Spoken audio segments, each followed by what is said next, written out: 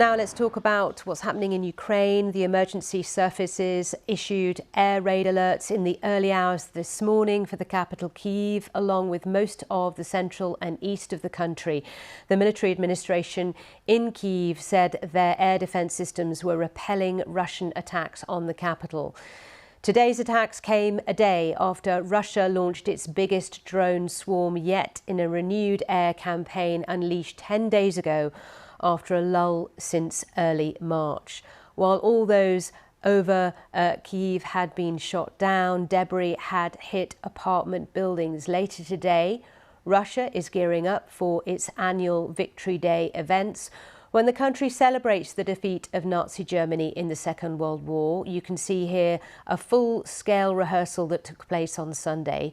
Additional security measures are in place this year after a series of attacks that the Kremlin blames on Ukraine. Well, let's go live to Moscow now to speak to our correspondent there, Will Vernon. Will, tell us about today's events in Moscow. Well, of course, several events have already taken place in a number of Russian cities, but the main event is here in Moscow, a huge military parade on Red Square, presided over by President Putin.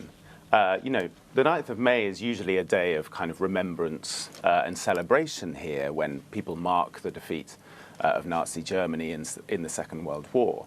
But I think there's a very different mood today, and that is one of nervousness and insecurity.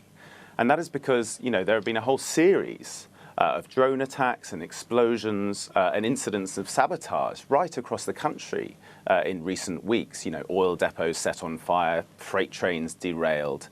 And it's not completely clear who's behind these acts. Russia blames Ukraine and the West.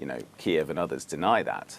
But of course, the most serious incident was last week, that attack on the Kremlin itself. The very heart of Russian power and the famous kind of backdrop for today's military parade.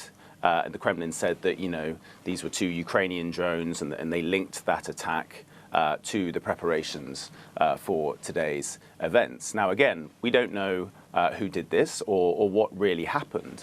But I think it does show that the Kremlin is very nervous about what might happen today. And the authorities have already said that security measures have been tightened.